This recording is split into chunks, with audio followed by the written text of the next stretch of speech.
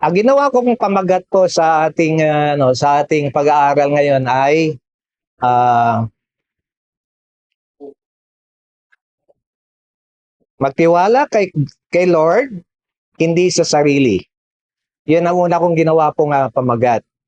Pero itong pamagat na ito ay masasabi ko ito ay tugon sa ating pag-aaral ngayon. Kaya sa pasimula po, itong tugon na ito ay nanggagaling ito sa pinakapag-aaralan natin ngayon. Ang sabi riyan ay ang maayos na pag-aantay at pananatili natin sa landas ng pangako ng Panginoon. Manatili, maayos na pag-aantay at pananatili natin. Lahat tayo po ay lahat po tayo bilang mga Kristiyano ay nasa landas ng Panginoon. Bakit ko nasabing nasa landas tayo ng Panginoon? Dahil una sa lahat, tayo ay nananampalataya na ang ating Panginoong Hesus ay ang ating katotohanan. Si Jesus ang katotohanan, the truth, siyang landas, or siyang way, at siya ang buhay. Kung ikaw ay mananampalataya ngayon, nandyan tayo sa landasin na yan. Ngunit mahirap ang landasin na yan. Bakit po siya mahirap? Dahil kaakibat ng landas na tayo ay nasa Panginoon, sa katotohanan na tayo nasa Panginoon, meron tayong mga dinaranas. Ano yung mga dinaranas natin? Pag-aantay. Pag-aantay na tayo ay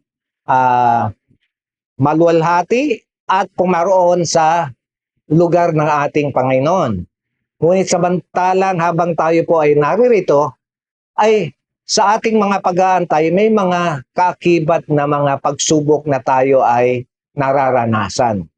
Ngunit ang tanong ngayon ay, nais natin ay tayo ay maayos na nag-aantay at tayo ay nananatili sa landas na tinatahak natin ngayon, na ito po ay tinatawag natin ang kalooban ng Diyos or God's will. Kaya nahirapan ako bigyan ng topic or title for this. Dapat sana ang title ko na lang God's will. Pero very common na siya if I title it as God's will. Kaya medyo iniikot ko ng konti. Kaya sa susunod nating titignan po ay ano ang ating tugon. Okay, ang tugon natin ay yan, Proverbs 3 and 5. Sabi natin, magtiwala kay Lord, hindi sa sarili. Paraphrase ko na po yan. Pinaiksiyan ko na siya para hindi na ganon na kahaba. Pangalawa, ang tugon natin ay magkantay kay Lord, magpalakas, magdalang tapang ang puso. Okay? Magantay kay Lord, magpalakas, magdalang tapang sa puso. Trust in the Lord, magantay kay Lord, wait on the Lord, be strong, and take courage in your heart. Yan ba sa English na yan? Kaya ngayon, may mga istorya na tayo ay tutunghayan. At sa pagtunghay po natin na ito, positive po yung ating pagtugon, pero sa pagtunghay natin sa ating mga babasahin po, ang hahanapin nyo dyan ay yung mga negatibong, mga hindi nila pagsunod. Okay? So yun ang hahanapin nyo. Habang binabasa natin, negative yung hahanapin nyo. Okay. Pagsimula tayo sa istorya po ni Abraham at ni Sarah. At narito po yan, nasa Genesis 15 po yan. At aking babasahin. At narito ang salita ng Panginoon ay dumating sa kanya na nagsabi, hindi ang taong ito ang magiging takapagmana mo. Kasi sabi ni Abraham kay Lord, ang tagapagmana niya ay si Eleazar, ang kanyang servant, ang kanyang punong utusan. Okay, ngunit ang sabi ni Lord, hindi siya magiging tapagmana mo, kundi lalabas sa iyong sariling katawan ang magiging takapagmana mo. Genesis 15. Kaya manggagaling sa binhi ni Abraham ang tagapagmana. Okay, ngayon, approximately ilang taon si Abraham ngayon dito? Siya po ay 75 to 76 years old nung ibinigay ng pangako ni Lord sa kanya. Okay, 75 or 76 years old. Okay, ngayon, okay. Bago ako pumunta ron, tignan niyo dito. Ang isip ni Abraham, ang tagapagmana ay si Eliezer. Ang isip ni Lord, ang tagapagmana ay manggagaling kay Abraham. Pero ngayon, wala pa silang anak. Okay? Ngayon, ito naman yung naisip ni Sarah at ni Abraham after 10 years. Kaya kung 75 or 76 plus 10 years, probably 85 or 86. 10 years na sila nasa wilderness. Okay? At sinabi ni Sarai kay Abraham, narito ngayon ako'y hinahadlangan ng Panginoon na ako'y magkaanak. So may hadlang daw ang Panginoon para hindi siya magkaanak. Okay, ngayon, pinapamanhi ko sa iyo, sabi niya kay Abraham, sa iyong sa iyong sumiping ka sa aking alilang na babae. Ito ay si Hagar. Okay?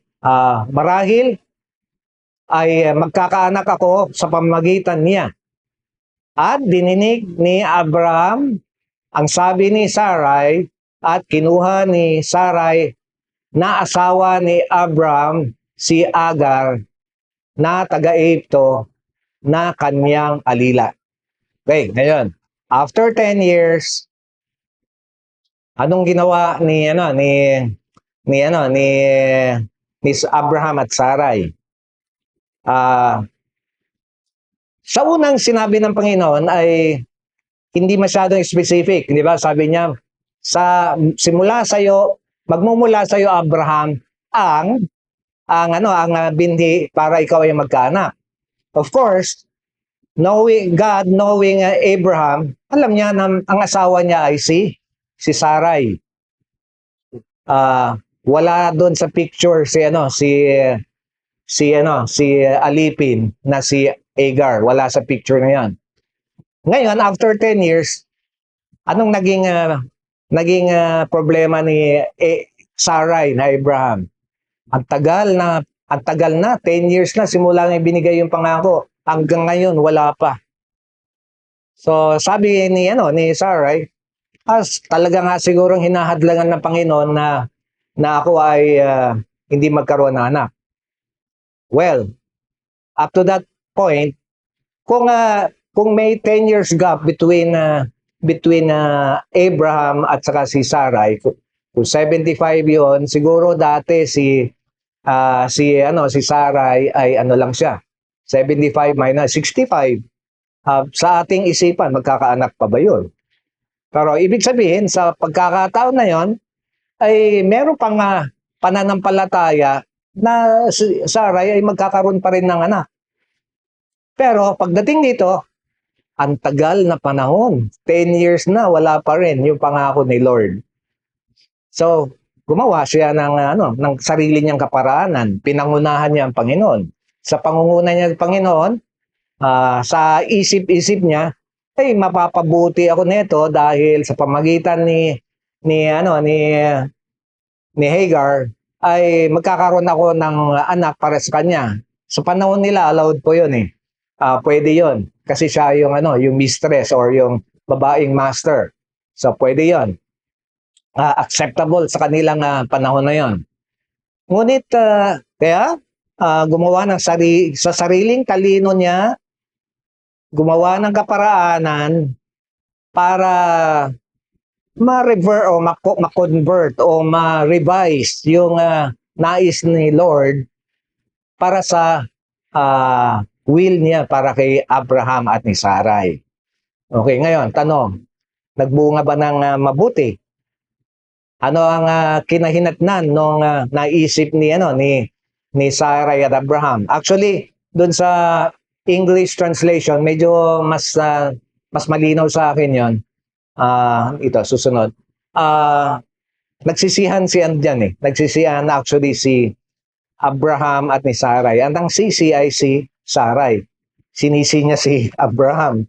Samantalang siya naman talaga ang nagpasimuno dun sa isipan na yon.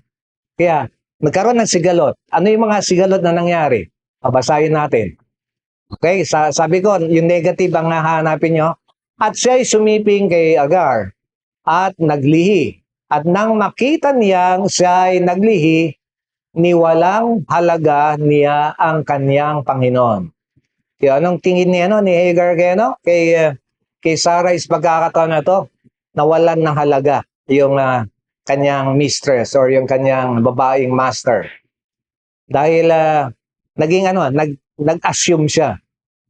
Assumere siya at this time. Siguro tingin niya, siguro mas mamahalin ako ni Abraham dahil nagbigay ako sa kanya ng supling. Ganun naman sa time na yon, pagka nakapagbigay ka ng supling sa iyong asawa or sa iyong master, ay i-assume mo na ikaw ay magbibigyan ng isang halaga o importansya.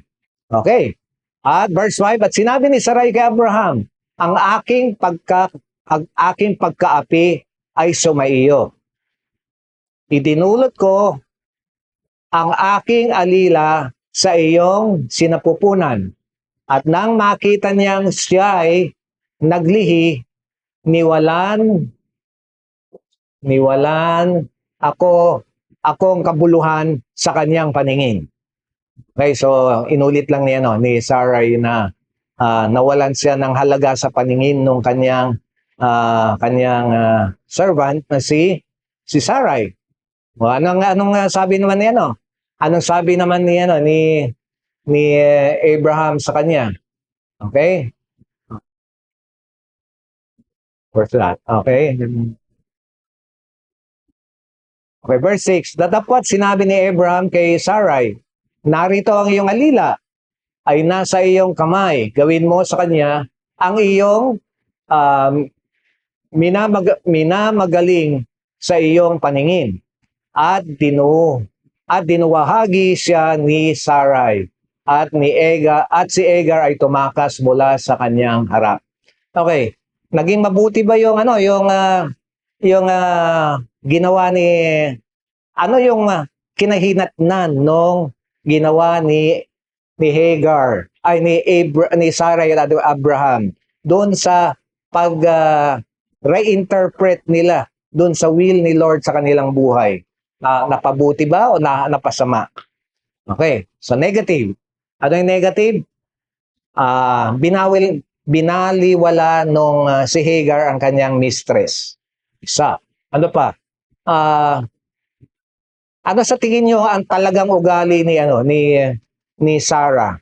Siya kaya ay mabuting mistress na asawa? Ano kaya siya? Masungit kaya siya? Sa tingin ko ay hindi siya masungit na mistress. So at this point in time, mukhang dahil sa nangyari ay naging masungit siya. At ano pa nangyari? Naging mapang-api pa siya. Bakit niya kailangan gawin yon? Para tumakas si lumayo, tumakas si Hagar. Okay.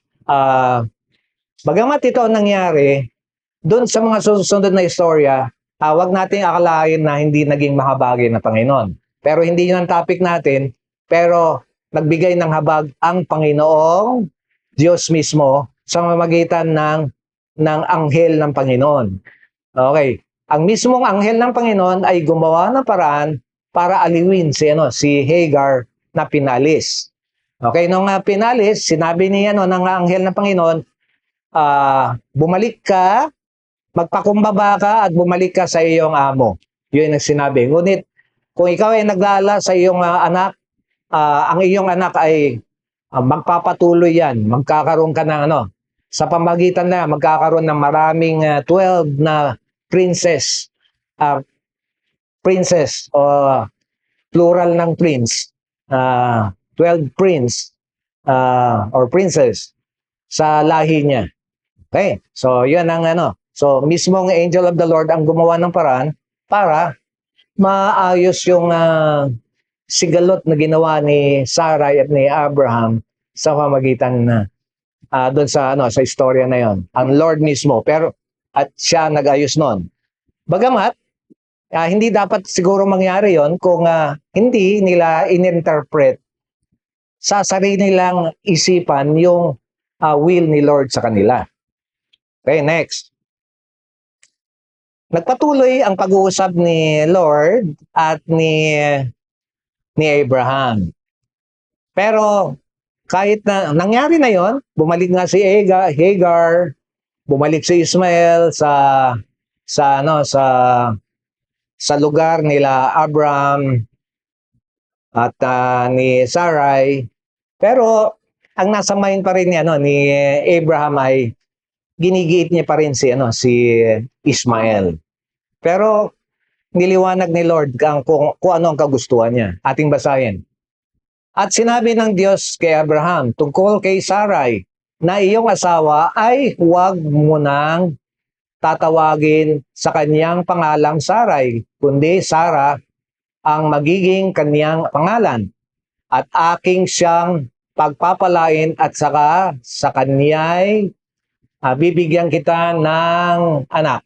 So, malinaw na yon na through Sarah magkakaroon ng anak si Abraham.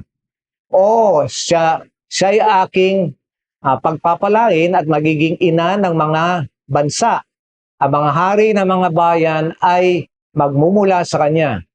Nang magkagayoy, nagpatira pa si Abraham at nagtawa at sinabi sa kaniyang sarili, magkakaanak kaya siya na may 100 taon na?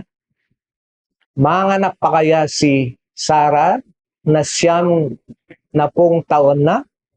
At sinabi ni Abraham sa Diyos, ito yung giniit niya,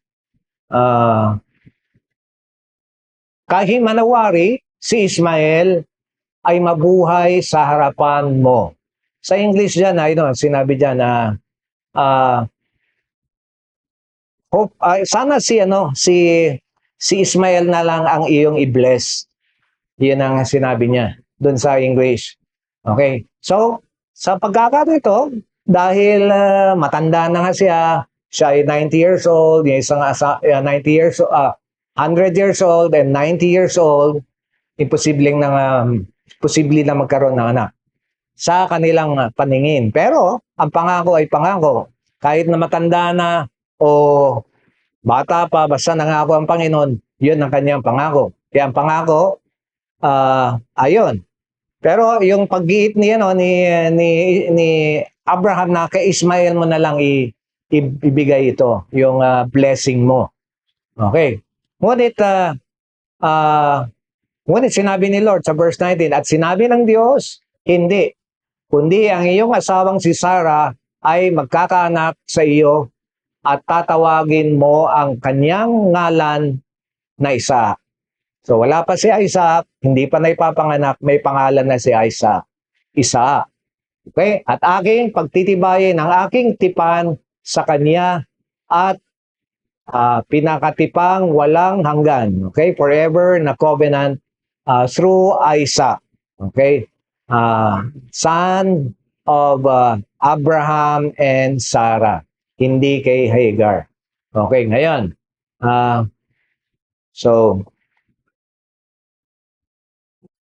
Okay. Bago tayo pumunta kay Zechariah, tignan yung negative na inisip niya rito. Na inisip ni Abraham na parang imposible na magkakaroon na anak sila. Ang negative dito ay 100 years old and 90 years old. Imposibleng magkaroon ng anak. Sa pamantayan at kaisipan ng tao, imposible. Kaya ginigiit ni Abraham si Ismael kasi nandiyan na si Ismael . Genesis. Pero, hindi yun ang will ni Lord. Okay. May kahalintulad na istorya.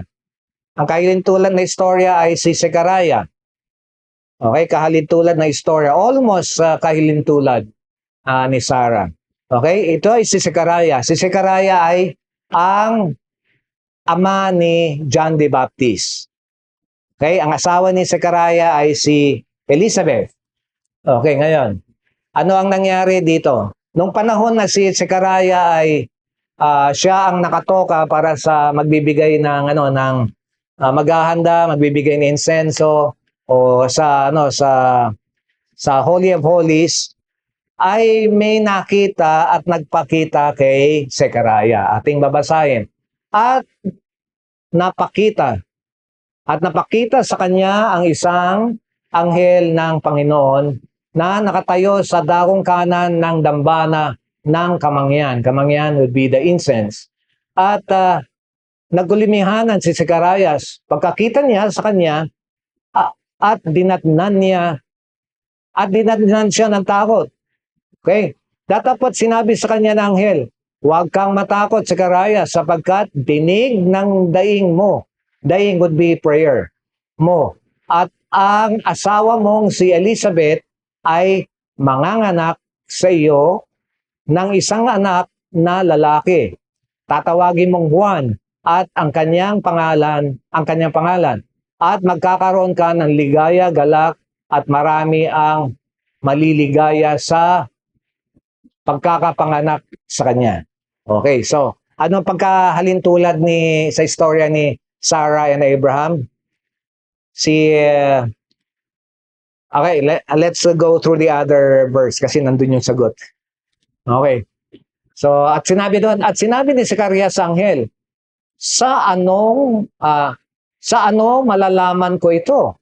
Sapagkat ako'y matanda na at ang aking asawa ay may pataw na ng maraming taon. Ibig sabihin, matanda na rin yung kanyang asawa. At pasagot ng anghel na sinabi sa kanya, ako'y si Gabriel na nananayo sa harapan ng Diyos at ako'y sinugo upang makipag-usap sa iyo at magdala sa iyo nitong mabubuting balita at narito, mapipipi ka at hindi ka makapangungusap hanggang sa araw na mangyari ang mga bagay na ito sapagkat hindi ka sumampalataya sa aking mga salita na magaganap sa kanilang kapanahunan. Okay? So ano ang naging negatibong reaksyon ni Zechariah sa pinahayag ni Gabriel, si Angel Gabriel? Sabi niya, paano ko malalaman ito? Ako ay matanda na rin na asawa. So, ibig sabihin, sa pagkakataon yun, hindi siya naniniwala na pwede pa silang magkaroon ng anak. Kaya anong ginawa ni Gabriel? Sabi niya, nagpakilala siya. Ako ay si Gabriel na humaharap sa harapan ng Diyos at ako'y nakatayo sa inyo ngayon at ako'y pinadala upang sabihin ito. Hindi ka nanampalataya at dahil hindi ka nanampalataya, ikaw ay mapipipi hanggat sa panahon na may papanganak ang iyong anak na si John. Kaya, dun sa istorya ni Sarah, walang ginawang consequence ang Panginoon agad. Pero dito may consequence dun sa kawalan ng pananampalataya ni Zechariah. Nawalan siya ng boses, hindi nakapagsalita. Okay? Ngayon, ano ang negatibo na nasa isipan ni Zechariah? Matanda na sila, pareho silang mag-asawa, matanda na sila. At hindi na pwedeng magkaanak. Negatibo yon. Meron pang isang negative na maaaring hindi nyo napapansin dyan. At tanong ko ngayon dyan ay, kailan kaya dumaing si Zechariah at si Elizabeth? Kailan sila nag-pray? Kasi yung sabi rito, doon sa Sabi, narinig na ni Lord ang iyong daing, ang iyong prayer. Ngayon, kailan kaya nag-pray si Zechariah at si Elizabeth? Matanda na kaya sila nag-pray? O tingin nyo bata pa sila nag-pray? So sa aking tingin ay bata pa sila nung nag-pray. Nung able pa sila na magkaroon ng anak, able pa sila. Kaya lang, hindi akalain ni Zechariah na sasagutin ni Lord yung prayer niya for so many years.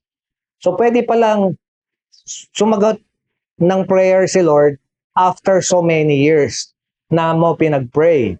So in the case sa case niya, ni Zechariah, since meron talagang kaparaanan at will si Lord sa buhay ni Zechariah at Elizabeth, at talagang nasa prophecy naman na darating ang mangunguna na magsasabi na darating ang Panginoon sa pamamagitan ni John, ay after so many long years, when things seem so very impossible, when age would make you believe that it's already impossible for anyone to bear a child, ay sinagot ni Lord yung isang panalangin na matagal nang ginawa, nalimutan na ni Zechariah yung panalangin na yon. So pwede palang manalangin ka ng mahabang panahon, nalimutan mo, pero sinagot pa ni Lord kahit nalimutan mo na siya. So ganun ka sovereign and so gracious ang ating Panginoon. There are many prayers na marahil ay marahil nakamatayan mo. Last week or 2 weeks ago, hindi ko matandaan, doon sa prayer, sa preaching ni Pastor George, meron siyang example na ginawa. Ang nabanggit niya, isang taong namnalangin, tapos naligtas yung mga kaibigan niya, pero merong siyang mga kaibigan na naligtas pagkatapos siya ay namatay.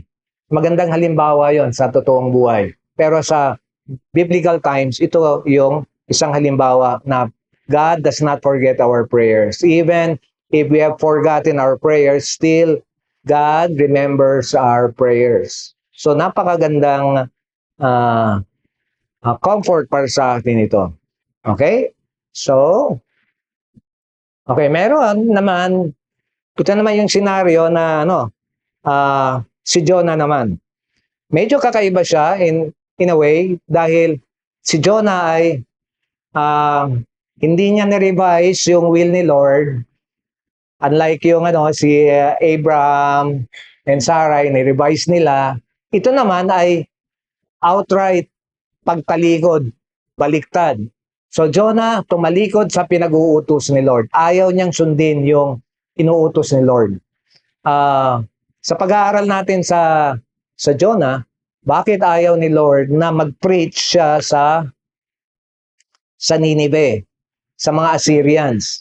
Sino ba mga Assyrians? Sila po ay mga conquerors. Sila ay nanunugis. Sila ay mga mababangis. At ayaw ni Jonah na pag nag-preach siya doon, ay sila ay magsisi. Kasi alam ni Jonah na pag nag-preach siya doon, magiging mahabagi ng Diyos at magsisisi yon. Kaaway nila itong mga Ninevites eh. So, kaya, anong ginawa ni Jonah? Ang ginawa ni Jonah ay tumalikod siya sa pinag-uutos ni Lord. Okay, tunghayan natin dito.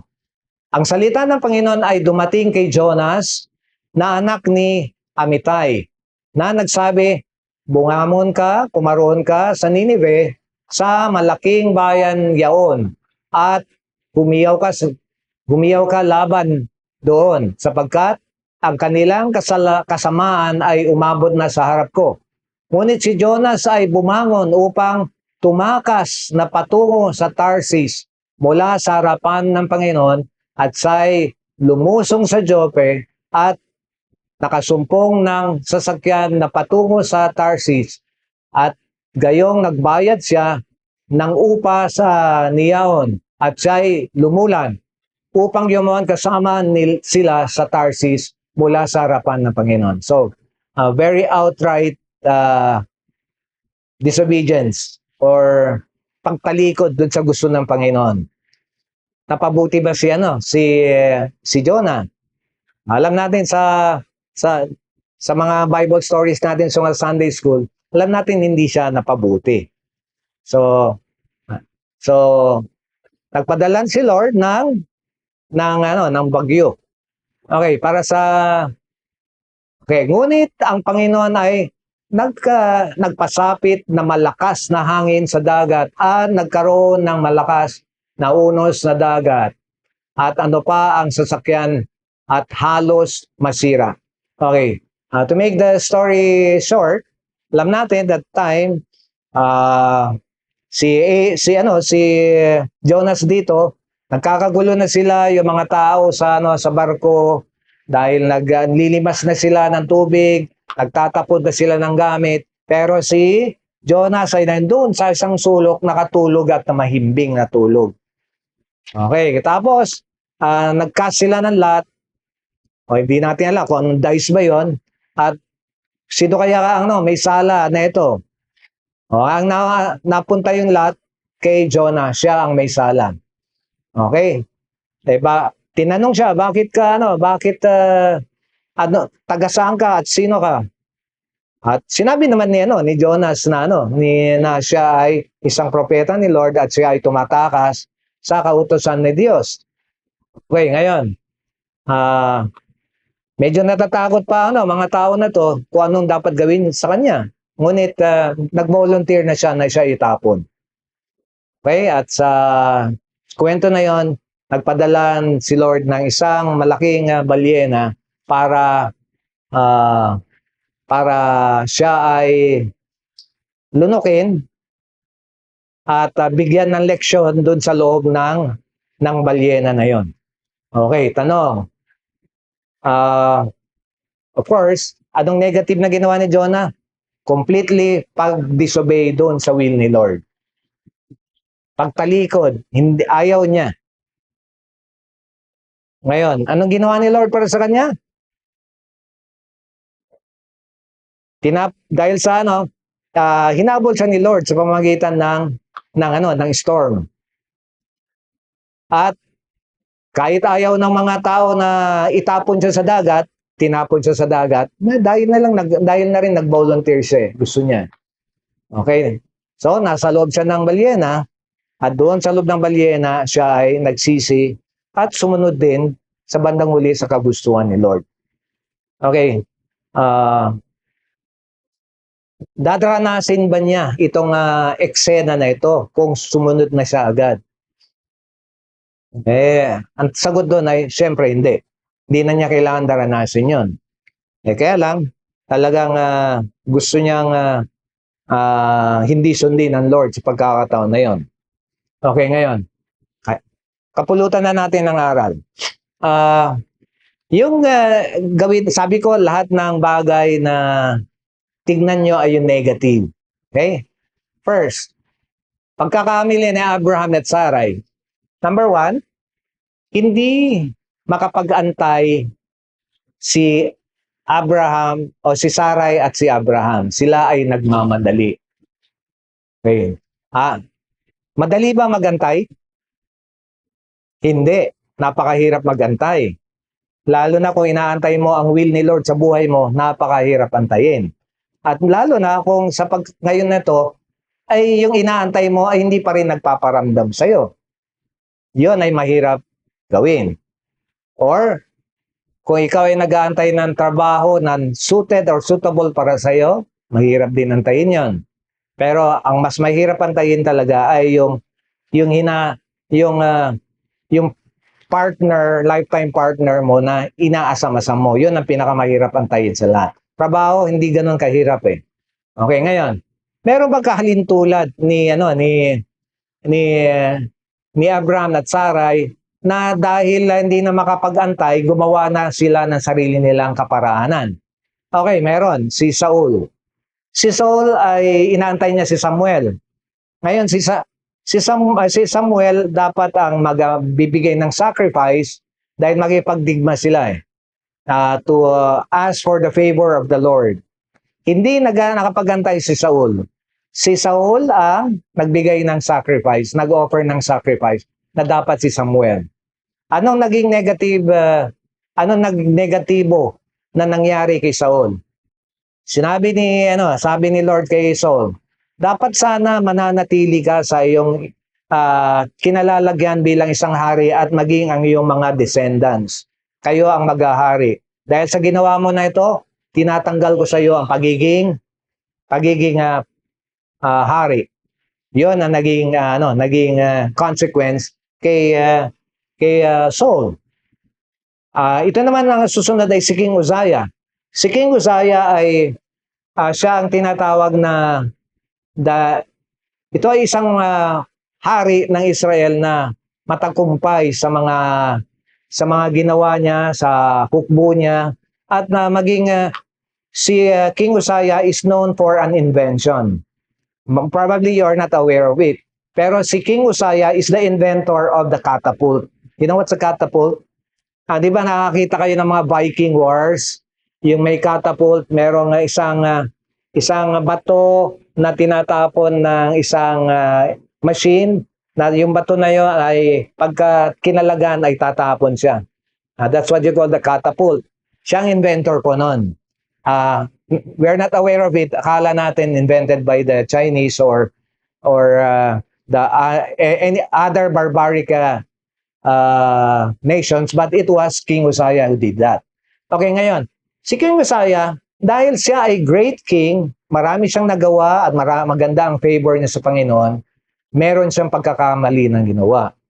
Akala niya na pwede niyang gawin yung trabaho ng isang pare. Anong ginawa niya? Nag-burn siya ng incense sa temple. Sino ang dapat po gagawa nun? Ang mga Levites po lamang, ang mga priests. Ang priesthood ay hindi nabigay sa lahi ni Judah, kundi yung priesthood ay naibigay sa lahi ni Levi. Jesus Christ is the exception to that. Okay? Exception siya. Okay, ngayon, because of that, anong nangyari? More than 80 priests confronted Uzziah. Sabi niya, mali ang iyong ginawa. At there and then, anong nangyari kay Uzziah? Nagkaroon siya ng leprosy. Agad sa namatay siya, ay siya po ay nabalutan ng leprosy. Dahil sa kayabangan niya, nakakala niya, dahil siya ay great king, ay kaya niya makuha ang pabor ng Panginoon. Hindi mali ginawa niya. Okay. Next, ano yung pagkakamali? Ginamit ang sariling pangunawa. Okay, ngayon. Ginamit nila ang sarili ng pangunawa, si Sarah at Abraham. Akala nila na sa pamagitan ni Hagar, pwede mong gawin yon. Hindi naman pala pwede. Okay, ngayon. Anong common day ginagawa po natin na usual na halimbawa? Ang common day example niyan ay yung mga nanliligaw sa inyo, mga young ladies na Christian. Porque akala nyo ay nagsisimba na yung young man, nasa isang simbahan, akala nyo ay siya na. Hindi nyo alam na nagsisimba lang pala siya para ma-impress ka lang. Pagka ikaw ay sumagot na at naging asawa na, ay makikita mo na ang tunay na itsura niya, na hindi pala siya na. Okay, so ganun nga, yan ang common example. Okay? Pero ang not so common example ay yung ginawa ni Saul. Ano yung in-interpret ni Saul yung command sa kanya? Lipulin mo lahat ang mga Amalekites at wala kang ititira kahit sino man sa kanila. Okay? In-interpret, ni-revise ni Saul yung command sa kanya. Oh Lord, nilipol ko lang ang mga Amalekites. Kaya lang itinira ko si Agag at yung magaganda niyang mga alaga, mga tupa. Kasi bala ko kasing isacrifice ito sa iyo. Ni-revise niya yung will ni Lord. Pero ang will ni Lord ay lipulin mo lang sila. So dito dito natin alam na learn yung kasabihan, obedience is better than sacrifice. Oo, totoo nga na gusto mo mag-sacrifice, pero dapat ang inuna mo ay sumunod ka muna sa salita ng Diyos. Kaya obedience is better than sacrifice. Diyan na nagsimula niyan. Okay? So, okay, ito pa. Sa isip number 3, sa isip ni Abraham ay pwedeng palitan yung will ni Lord. Kaya lagi niya iginigit si Ismael na lang or si Eleazar na lang yung aking tagapagmana. Pero ang will bali ni Lord ay kaya mong baguhin. Kung winil talaga ni Lord yon, hindi mo babago yon kasi yun ang kanyang kagustuhan. Kaya giniit ni Lord pa rin kay Abraham at Sarah na ang kanyang kagustuhan ay mangyayari. Manggagaling kay Sarah, manggagaling kay Abraham ang promise na anak na si Isaac. At yung covenant ni Lord ay forever through Isaac. Okay? Next. Tignan naman natin si Zacarias. Okay, so yung negative na nalimutan niya yung prayer na ginawa niya noong araw pa. Okay, kung hindi sana nga niya nalimutan yun, yung prayer na ginawa niya, dapat sana nagkaroon siya ng pananampalataya doon sa prayer niya. Kaya lang alam nyo, ito ay isang mahirap na na gawin yung tandaan mo yung prayer mo after so many years you prayed that. Now you were asking for a child, you were still young, both you and your wife. Mahirap para sa atin na tandaan yun may edad ka na, tapos you're still praying for that. Parang hirap gawin na tatandaan ko yung prayer na yun. Okay? But medyo iba yung istorya ni Zacarias Talagang may plano ang Lord sa kanya. So dapat hindi niya kinalimutan nga talaga. O dapat nanatili siya na kayang gawin ni Lord yon. Okay, now, next. Hindi naniwala kay Angel Gabriel si Zacarias. Anghel na nagpapatuto sa iyo at nagsasabi sa iyo at nagpakilala pa sa iyo na siya ay anghel na sa harapan, naglilingkod sa harapan ng Diyos, hindi ka pa naniwala. Kaya, yun ay isang pagkakamali ni Zacarias. Di siya nagkaroon ng kumpletong pananampalataya. Okay? Kay Jonas naman, ang kumpletong pagsuway niya ay hindi katanggap-tanggap sa ating Panginoon. Nais ba talaga nating maayos at tayo ay nasa tamang mapayapa, maayos na landasin sa ating Panginoon? So ano yung dapat nating gawin? Huwag nating gawin yung mga negatibo na sinasabi rito. Kung negatibo to, gawin nating positibo. Mag-antay tayo, number 1. Number 2, huwag natin i-revise o gamitin ang ating sariling talino para interpret ang will ni Lord sa ating buhay. Kung anong sinabi ni Lord, yun na yun. Wag mo nang baguhin pa. Accept it as is. Yun na siya. Okay. Number 3. Ang will ni Lord, tanggapin mo na ang will ni Lord ay will niya. Kung sinabi ni Lord, huwag kang mag-asawa ng unbeliever, huwag kang mag-asawa ng unbeliever. Kung sabi ni Lord, sa Lord's Day, ikaw ay nasa simbahan, dapat nandun ka sa Lord's Day, nasa simbahan ka. Hindi ka nararapat kung ano ginagawa mo sa Lord's Day. Hindi ka dapat nagbubukas ng iyong tindahan sa Lord's Day o gumagawa ang trabaho mo. Sinasabi mo siguro, sa Lord's Day at saka Saturday ay malakas ang benta dyan dahil ang mga tao, mga nanay ay walang trabaho ay mamimili sila. Okay, so, ang will ni Lord ay will niya. Kung nais ni Lord na ikaw ay magpatuloy sa iyong pagbabasa ng banal na kasulatan, kung nais ni Lord ikaw ay magpatuloy sa iyong prayers, at nais naman niya talaga yon na yun palagi ang will niya, ay ikaw ay magpatuloy doon. Okay, ngayon, number 3, huwag mong kakalimutan yung mga panalangin mo. So, paano mo hindi kakalimutan ng iyong panalangin? Mas maganda meron ka journal para hindi mo nalilimutan. Kung wala ka naman journal, i-message mo ang sarili mo sa isa mong account sa Messenger.